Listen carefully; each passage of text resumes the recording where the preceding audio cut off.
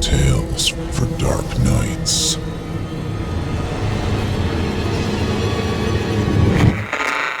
Want to make sure you never miss a Chilling Tales for Dark Nights video again? Be sure to subscribe and hit that bell to turn on notifications.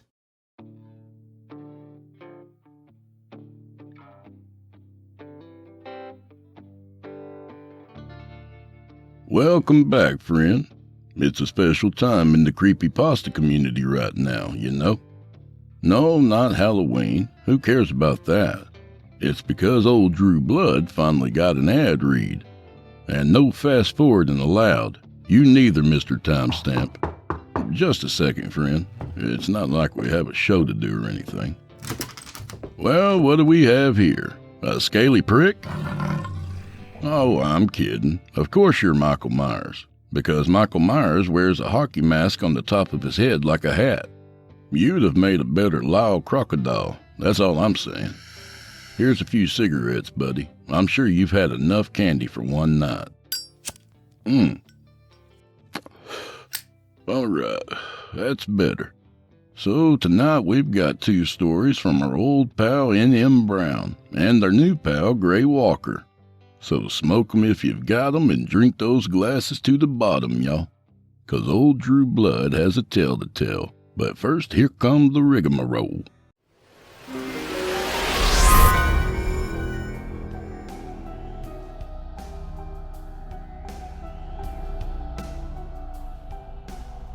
This episode of Drew Blood's Dark Tales is brought to you by Generation Y. Hey friends, who here likes true crime? Oh, I already know you do, buddy. And for true fans of true crime, the Generation Y podcast is essential listening. Hosts Aaron and Justin started this podcast in 2012 to dissect some of the craziest and most notable murders, crimes, and conspiracy theories together. 10 years later, they're still at it, unraveling a new case each week. And they've been at it for almost 500 weeks now. Can you believe it? So you've got some serious listening to do, especially you, kiddo. Stick around and we'll chat more about it later. For now, follow the Generation Y podcast on Amazon Music, or listen early and ad-free by joining Wondery Plus on Apple Podcasts, or on the Wondery app.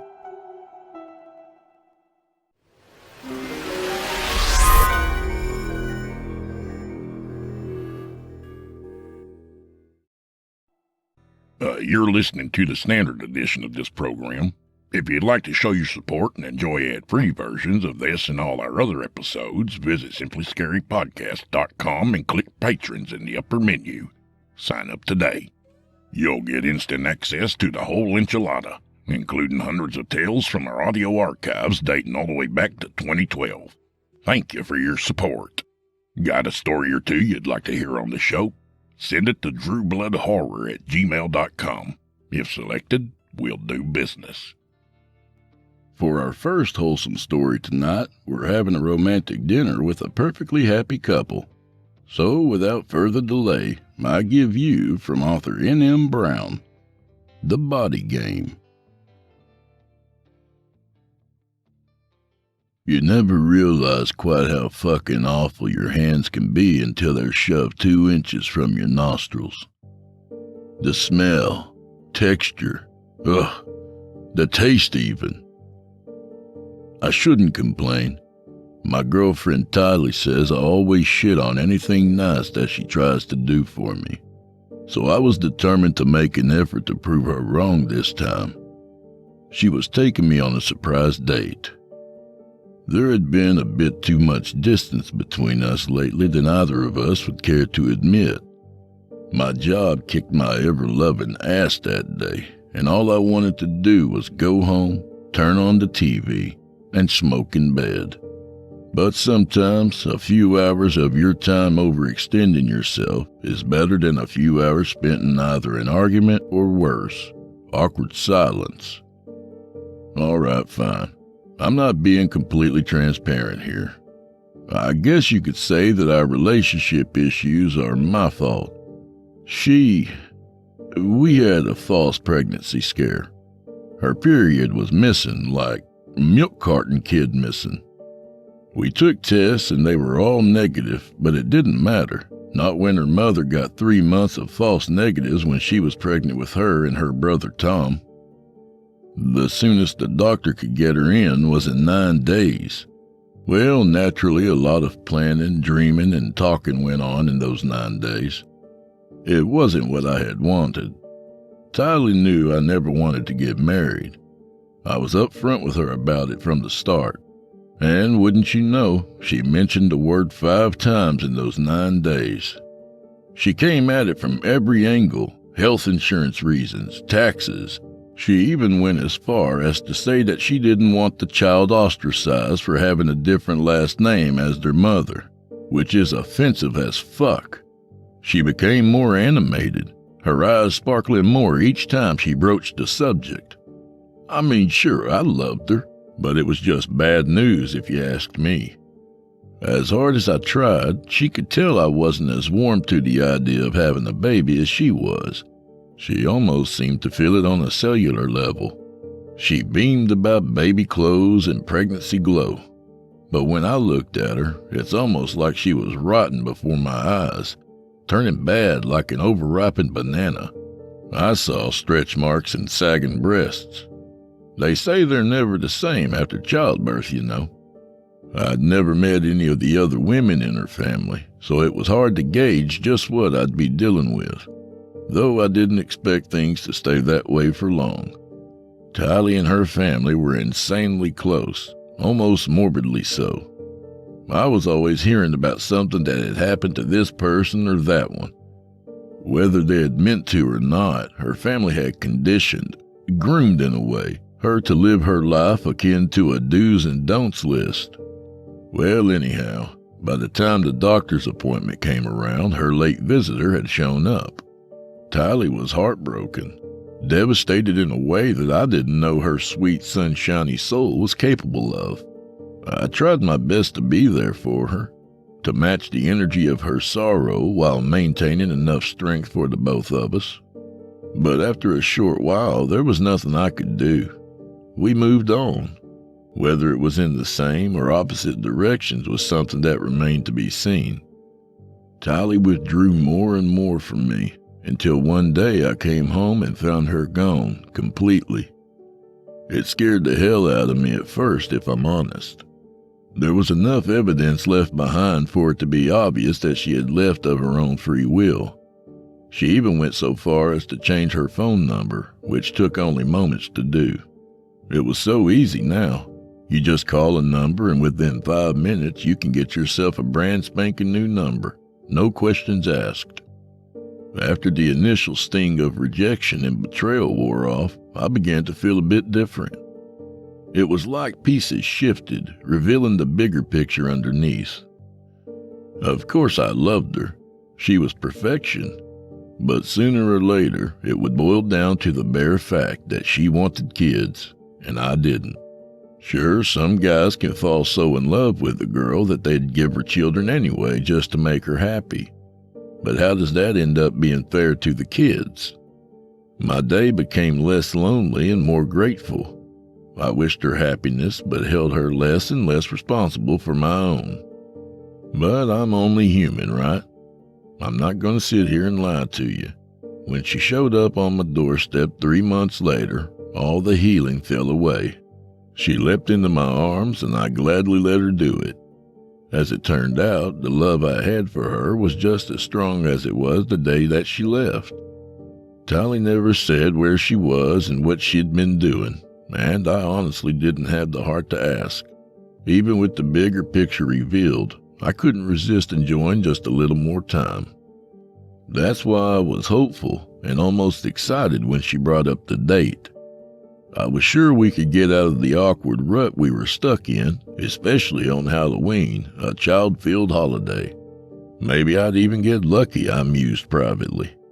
She'd been spotting off and on since the pregnancy scare, she said, due to stress, I imagined. That's also why I tried not to push it on her either. Anyway, ultimately there had to be a way to move past the scenario we had just narrowly avoided, along with the words and lost time that went along with it. Words that never even needed to be said, and time that needn't have been missed in the first place, mind you. But I guess that rabid cat's out of the bag now, ain't it? She stayed quiet on the ride over, leaving me questioning whether to enjoy the peace or have it invade my nerves like a sweeping plague. Her hand drifted over to the back of my neck as we pulled into the parking lot.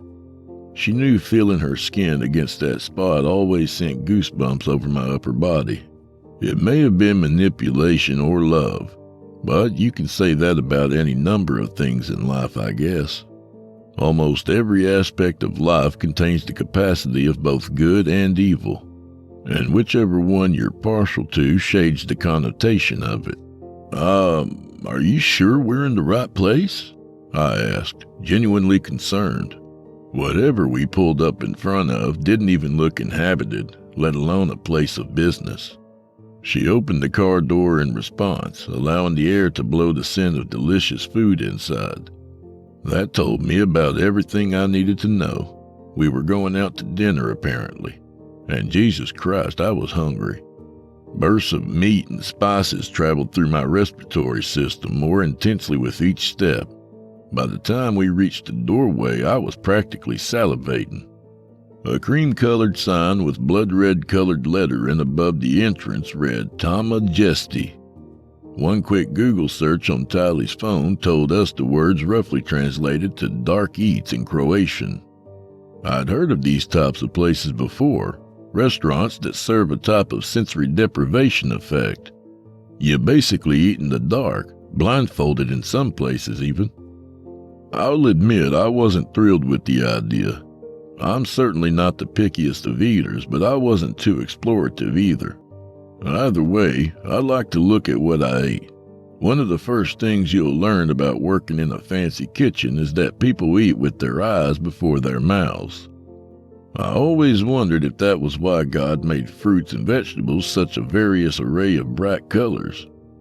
Picture a beige plate with a piece of skinless chicken breast, rice, and poultry gravy. I mean, fuck, if you're hungry enough, you'll eat anything, but still, that's one boring-ass looking meal. Throw some zucchini and squash on there with a little side salad and it looks a little better, don't it? Just something to think about. Anyway, how I felt about the experience didn't matter much. Tylee had been very understanding as of late and didn't really ask for too much for herself to begin with. Maybe this would become our new thing.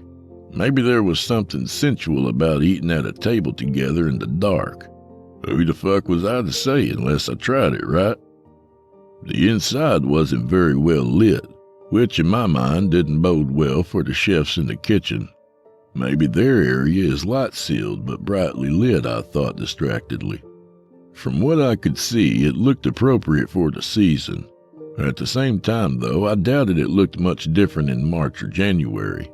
It wasn't Halloween in the pumpkin, witches, and goblins sense. The theme was just macabre, honestly.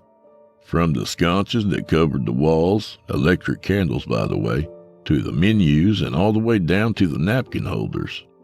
All it needed was a corner candy bowl and they'd be set. Fuck, now I want candy, I remember thinking at the time.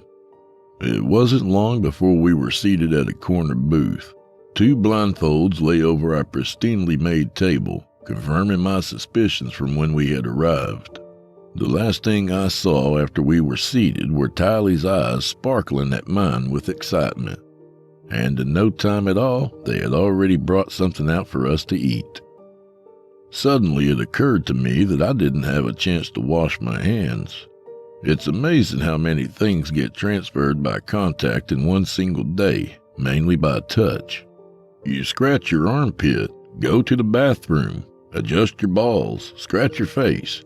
It's a common practice, in the old days of washing up before dinner at least, to wash your hands before you eat. But what about afterward? Anyway, once I got past trying to identify the scents on my fingertips, I took my first bite. It was clean, crisp, and buttery. I imagined it was a piece of toasted bread. A minuscule grunt of satisfaction escaped my lips as it slid down my throat. I took the second bite faster, savoring it less. A tanginess enveloped the third. A rich jammy flavor melted into my tongue as tiny gel-filled bubbles burst with each bite. Savory boba on toast? I thought quizzically. Whatever it was tasted wonderful. The sounds Tylee was making assured me that she agreed. I was pleased to fill a second unattended piece. However, this one was smeared with something that tasted acrid and earthy.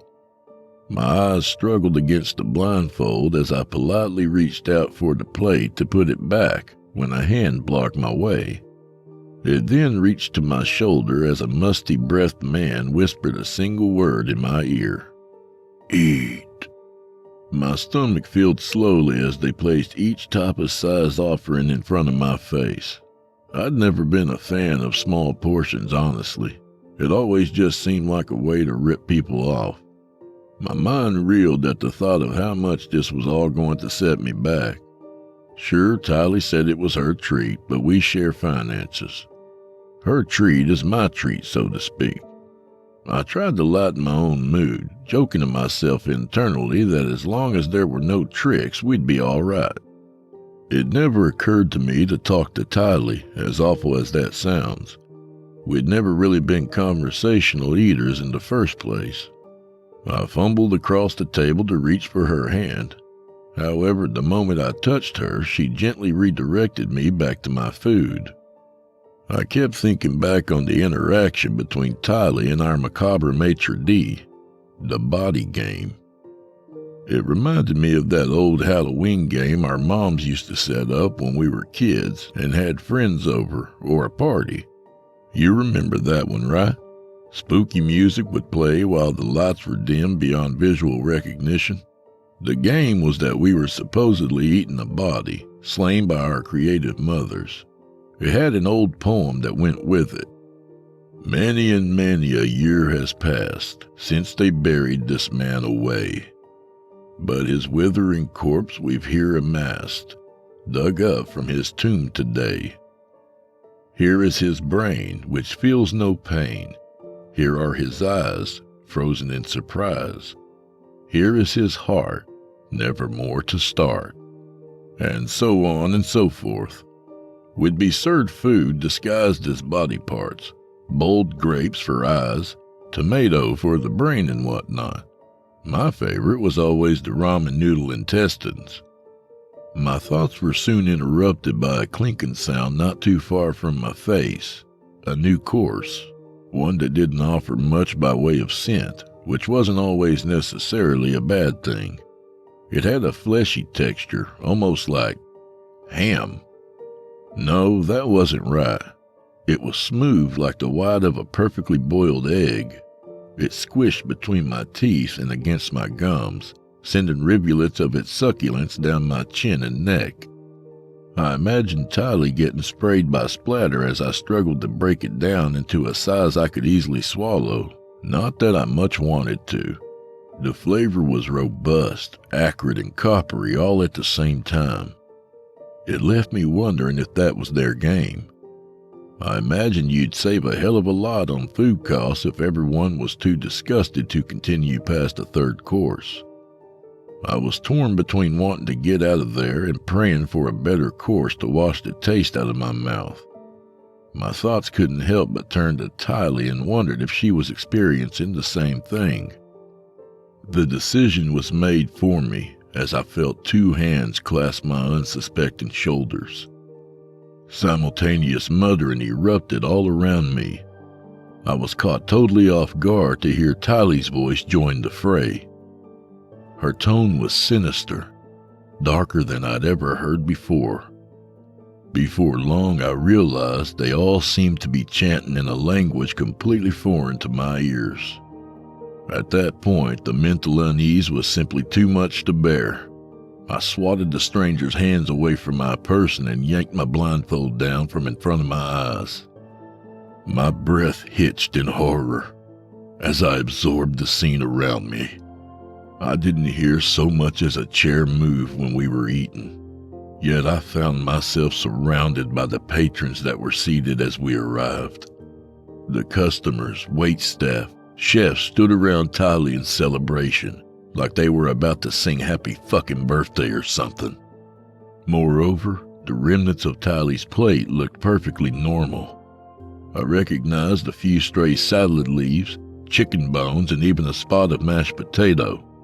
But when I looked down at myself, a trail of what looked like raw blood ran from my chin, dotting the front of my shirt in crimson. My mind swarmed as I frantically spat into a napkin. My mouth now tasted so raw. My stomach heaved instantly as the chanting grew louder. Everyone seemed much more aggressive now. Their eyes burned with a wicked intensity that chilled me to my core. Then, just like that, all the words stopped, enveloping the table in an almost painful silence by comparison. Tylee reached a manicured hand across the table to grab my own. Happy Father's Day, Johnny. She beamed. The crowd around her nodded and clapped in agreement. You mean Halloween? I corrected, though I instantly doubted myself for focusing on semantics at a time like this. I quivered as a wild fluttering bloomed inside of my lower gut. What in the hell did I just eat? Not what? She paused, resting a hand on her childless stomach. Who? Who? Wait a minute. My mind raced. She'd told me her period had come. Then again, I can remember my mother saying she spotted with blood at first when she was pregnant with me. Said she mistook it as signs of a miscarriage and it scared the shit out of her. But things were perfectly normal. I rushed to my feet, knocking over my glass and sending my silverware careening to the floor as a result of my hastiness. I didn't look back. I just ran, shuddering from the foul aftertaste. The more time that passed, the more it tasted like my tongue was decomposing. It was death and life and vomit and shit and garbage and char. Tylee was on her own. She took care of herself well enough during the 3-month vacation, and this current event had shown me that a large part of me wished she hadn't returned at all. I ended up driving to my office and hunkering down there for the night. Being in the large empty building always used to make me anxious, but for that one night, I'd never felt safer. As if my thoughts had tangible power, I returned home to find most traces of Tylee once again gone. My gratitude outweighed the feeling of deja vu that threatened to overtake me. To think back on it, I couldn't have even been sure that she returned with everything left that she took off with the first time. Despite the circumstances, I was surprised at how I found myself feeling. The relief I should have felt became a crescendo in sense of impending doom. I was downright terrified, if I'm honest. The taste of whatever that was still laid heavy on my tongue. The yellow paper screamed against the white tile of the kitchen counter, urging me to read it. When I picked it up, initially I thought it was a pawn shop receipt, one of those copies of a copy of one anyway. I was wrong. The gray letterhead read, Tama Jesti, Women's Medicinal Arcane Wellness Center. It was a medical form, with aftercare instructions for a DNC procedure. Something normally performed in the event of a loss of pregnancy.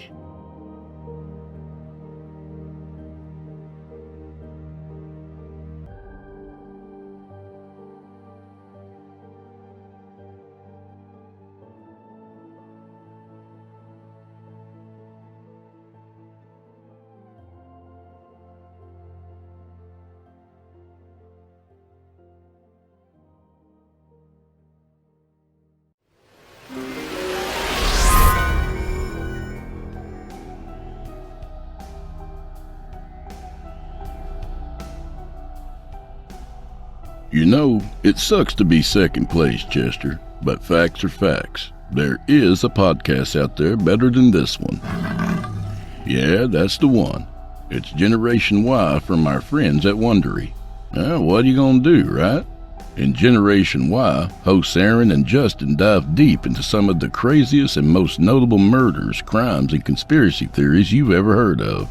They take on infamous cases like the Zodiac Killer, the Tylenol murders, and the Evil Genius bank robbery. That's a wild one, episode 283. Real-life Saw stuff. You won't want to miss it.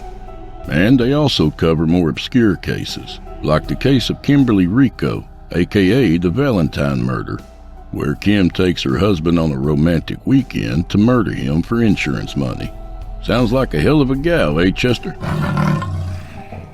All of Wondery's content is tops, but what I love about the show is it's written like a conversation between friends. You feel like you're sitting around a table with them, just a few guys talking true crime.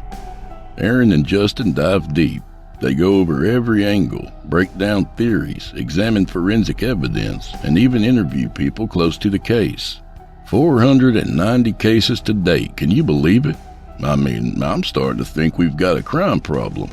At least it's good for the podcast industry. So don't settle for second best. Turn off this horse shit and check out Generation Y. Follow the Generation Y podcast on Amazon Music, or listen early and ad-free by joining Wondery Plus on Apple Podcasts or the Wondery app. That's WONDERY. Thanks for your support, friends, and for supporting our valuable sponsors.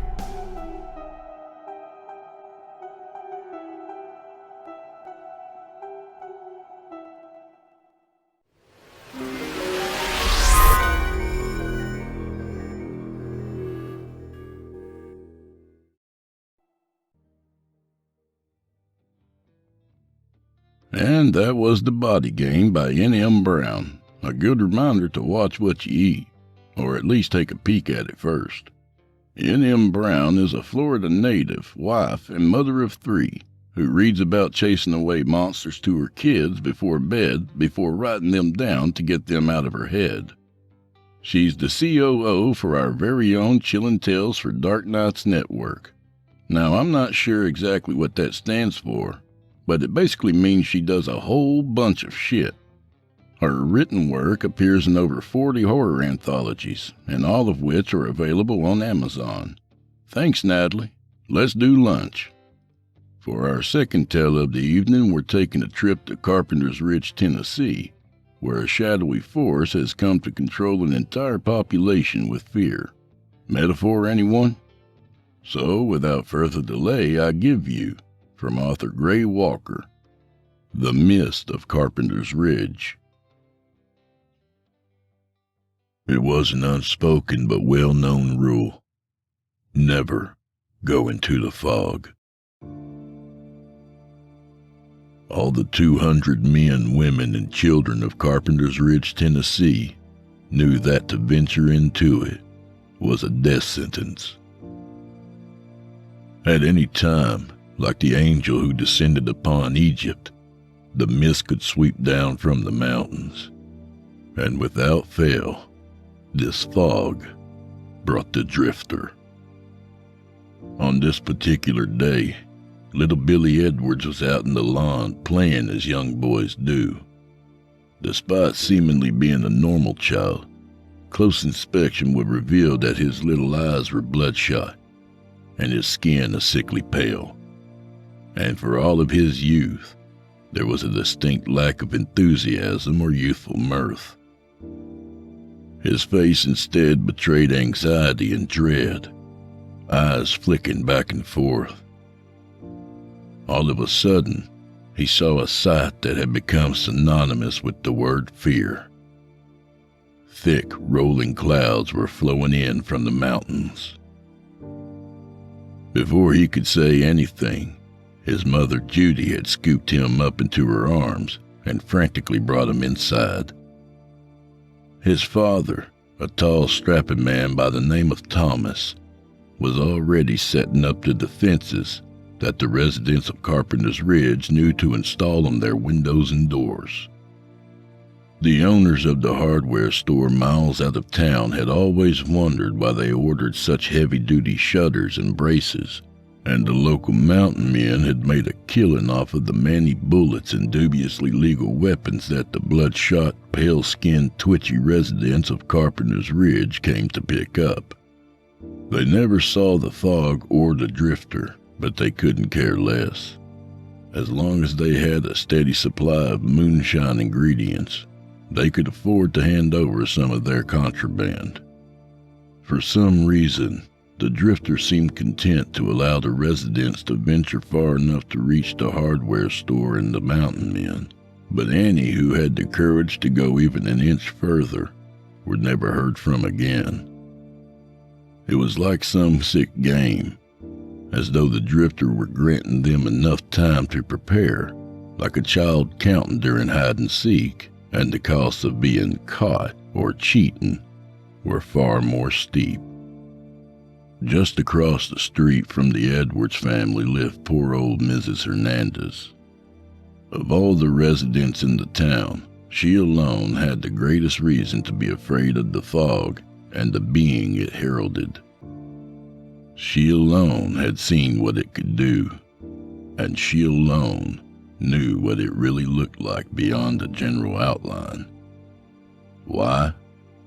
Because she had witnessed her son Ben being dragged out in a moment of foolish defiance against the forces of darkness.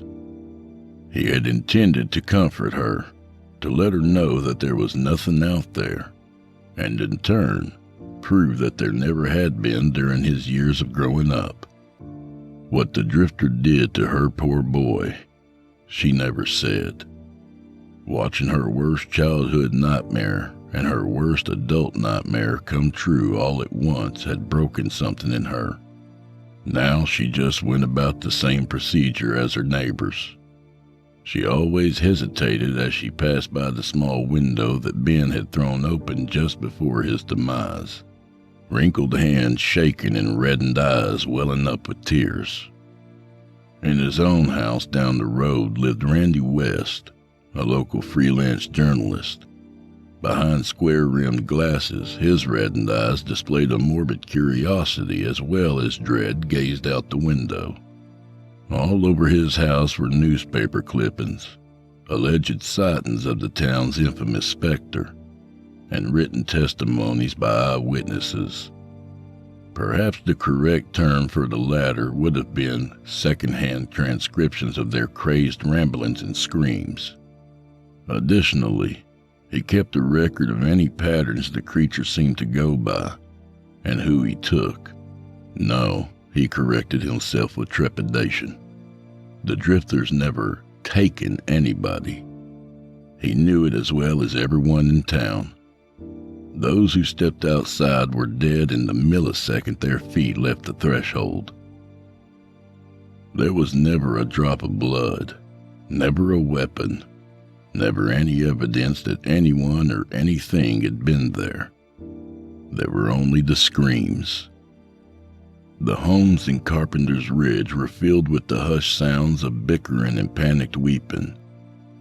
Any and all sound was snuffed out as quickly as a candle in a windstorm when the second of the three most abhorrent sounds known to the residents of Carpenter's Ridge echoed through the dead streets, with the first being the screams.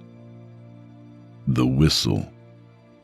Even the fussiest of babies in the town, even the most frantic of dogs, every living thing that made a noise was brought to an instinctual hush when that accursed tune was heard. The fog was merely a herald. What signaled that he was in Carpenter's Ridge was the whistling. It was not of any known tune or song that could be placed, and no matter how people tried, none could replicate it. It mattered not. The worst nightmare of the townsfolk had come true yet again. The drifter was here. Peering through the window, Randy strained his eyes to see through the fog blanketing the town. Then in the center, his eyes caught it. The mist parting like the Red Sea before him, but never staying off of him. The outline of the drifter strode into the town square, his merry tune contrasting sharply with the terrified silence. He had the same appearance as always, or as much as people could see. He was at least 9 feet tall, clad in what appeared to be a ragged old coat and hat. His form almost resembled a scarecrow, and his gait was seemingly unsteady, jerky, and yet somehow deliberate, like something that knew how humans were supposed to act and sought to make a deliberate mockery of it. And this too disturbed the residents of Carpenter's Ridge. Why did he bother playing these games if he wanted to kill them? Why did he only kill people that dared to venture out? As the residents huddled inside their homes, the uncanny phantasm continued its long, jerky strides, that accursed whistle piercing the eardrums of the people like large invisible needles. The drifter then proceeded to engage in the same ritual that he always did during his visits. Rather than attack, he instead began to run his fingers along the outside of each house. He did not scratch, though. He simply ran his fingers along the walls before casually moving on to the next building. There was something else that the people of Carpenter's Ridge had often considered. Perhaps this creature, this foul, terrifying beast that had them terrified and shaken in their homes, was blind. Had he been anything of the mortal plane, they should have felt sorry for him at the very least. However, over the years and with each new generation, each new visit, it occurred to them. He only killed when people stepped into the mist. Was it possible that this unnatural fog acted as his eyes? It never truly mattered. All they knew for sure was that so long as they stayed inside, they were safe. All but one man, the town crackpot, an old Vietnam veteran known by the ironic name of Charlie, had always been the one to blow his money away on the heaviest ordnance that the bootleggers peddled. He was the only one among the people of Carpenter's Ridge who ever spoke about the drifter aloud. Nobody paid him any mind, possibly a holdover from his treatment when he came home, or so they thought. He had seen what the drifter did when it got a hold of some hapless person. There had been Jacob Bennett in 1979, an outsider who had disobeyed the unspoken rule of not leaving the home in the fog. Charlie had heard the screams, and just like that, he would be brought back to the humid jungles, would smell that unmistakable smell, watching as his friends and enemies alike were devoured by the messy teeth of the machine gun fire. Nothing, not even the wraith, could ever mimic those sounds, but it was enough to remind him, and God is his witness, he was tired. Tired of that whistle. Tired of the collective cowardice of the townsfolk. Tired of returning to the jungles. This time, he would finish this beast, or it would kill Charlie. Either way, the screaming could finally end for him. And so he waited beside his door, a loaded shotgun clenched in his hands, bloodshot eyes blazing with rage rather than saturated with fear. At long last, the accursed drifter's whistle came back round to him. Just as it rounded the corner, Charlie burst out of his door, then fired off 2 shells into the shape in the mist. What happened next was something that was a horror for the ages for the people of Carpenter's Ridge. The figure, after Charlie had shot it, staggered. The veteran stood, rage replaced by bewilderment as his enemy put a hand to his chest and pulled it away. A dark tar-like substance began to run from the creature's fingertips as he gazed at his hand, apparently just as shocked as Charlie was. Then, as he was about to reload, the figure produced what was known ever afterwards as the third of Carpenter Ridge's most abhorrent noises. He laughed. It was not merely a sinister, derisive laugh. While he was clearly mocking the attempt at ending his reign of terror over the town, it was also the sort of laugh one makes when a practical joke is played at their own expense. The wraith's raucous, ghoulish cackles echoed through the silent town, the reverberations causing the citizens to almost think there were at least 50 of him. He seemed to genuinely find the very concept of his own demise to be humorous. Then, as Charlie stood frozen with terror, the beast suddenly grabbed hold of him. The laughter accompanied the screams of the poor, crazy old man. Something changed in the minds of the people of Carpenter's Ridge. People had died by the drifter's hand before, but only those foolhardy enough to challenge his existence or to leave town. This, however, was the death of one who had believed and who had retaliated against the whistling beast that tormented them. As near suicidal and as reckless as his actions were, they all understood why he would want to do it. He had suffered long in a war he never asked to join, and had been subject to further torment back home. And on top of all of that, he had to endure an unknown presence cowing all of the people of Carpenter's Ridge in their homes. Of all of them, he had been the bravest. The drifter was beginning to scoop up the body of the first man of this town to challenge him. The first time anyone had seen the after effects of his acts. Suddenly, a shot rang out. The creature jolted, then whirled around in the direction of whoever dared to challenge him. Mrs. Hernandez, eyes brimming over but full of hate and rage towards this aberration, stood on her porch, a smoking rifle in her hands. Seeming to scoff now, the drifter began to trek towards her. The report of another gun rang out, this time from Randy West, then another and another. Each shot brought another spray of the ebony fluid from the beast's form. Soon the drifter was surrounded no longer by frightened sheep. He was now surrounded by furious wolves. Wolves, he seemed to realize, that had seen him bleed. Initially, he seemed to gain a glimmer of fear at his former prey fighting back. His shadowy face briefly showed signs of being that of wide, bloodshot eyes. For the first time, the residents could just barely make out his face. This illusion quickly melted away into a pair of glowing scarlet lanterns where eyes would be. An enraged shriek emanated from him.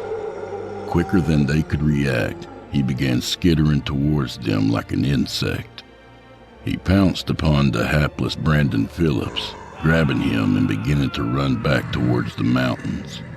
He was stopped by Thomas, who had taken position between two houses and was wielding the shotgun of the old man. Leveling the weapon an inch from the creature's face, he pulled the trigger, causing both barrels to leave an enormous hole in his head. He howled in pain, humiliation, anger, and undisguised fear as he released Brandon.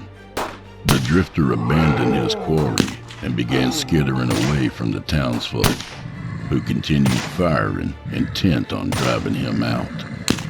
Before he reached the edge of town, he looked back at all of them, his healing but loathsome face vowing a reckoning. As if to emphasize this vow, the fog began to change its shape. In the mist were the agonized, decayed visages of those who had been taken. Among them was the recently added veteran. The message was clear. The people just glared back as if to say that they would be ready. With that silent exchange, the drifter skittered away from them, back to wherever he nested. It was a bittersweet victory, if a victory at all. Another one of their own was now dead, and the drifter had escaped justice. What's more, he would be returning with a vengeance, Possibly tomorrow, possibly a month, a year, maybe another 10 years. Yet the residents feared not, even as they buried poor Charlie, for however fearful they may have been of the drifter, now they all knew that he was afraid of them as well. They knew that supernatural creature or not, he could bleed and he could hurt. But most of all, they knew that it was no use trying to hide away from this monster.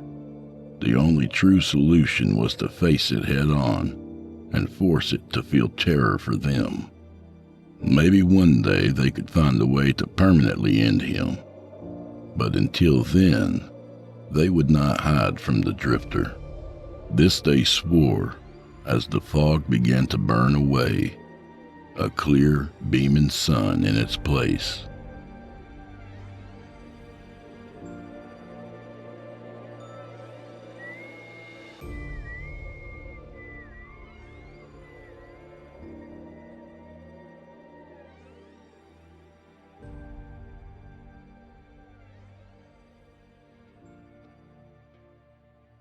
And that was The Mist of Carpenter's Ridge by Gray Walker.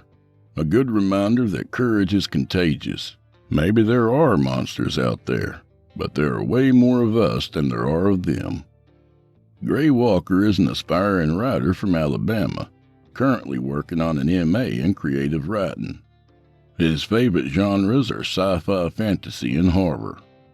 He wants to shout out to fellow Reddit authors Elias Witherow, C.K. Walker, Matt Demersky, and Mr. Outlaw.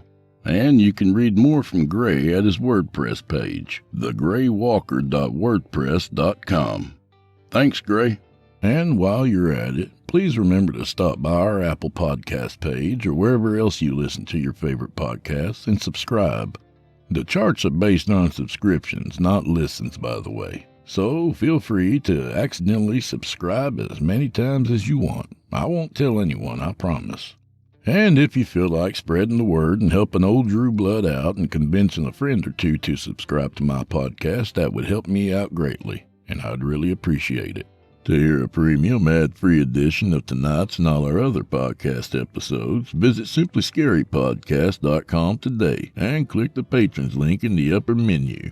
You'll find yourself at chillintalesfordarknights.com, where you can become a patron for as little as $5 a month and get access to our entire audio archive dating back to 2012, including past episodes of this program and all our other shows, and hundreds of standalone releases, all of them ad-free and available to download or stream. If you happen to use Facebook, Twitter, Instagram, or YouTube, you can follow and subscribe to Chillin' Tales for Dark Nights there, where you'll get all our latest updates and new releases and have the chance to interact with us each and every week. You'll find me personally on Facebook and Instagram and sometimes Twitter. Sometimes.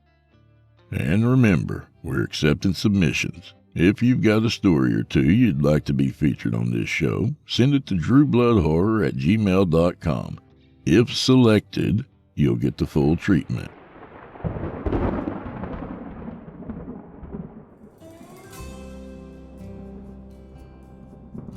Well, I'm afraid this is where we part ways, at least till next week. So grab a drink for the road, friend, but pace yourself, will you? Now that you've barfed up your dinner, it might hit you a little harder than you thought. So may the wind be at your back, and may the road rise up to meet you. Happy Halloween, all, and go fuck yourself. Good night, y'all.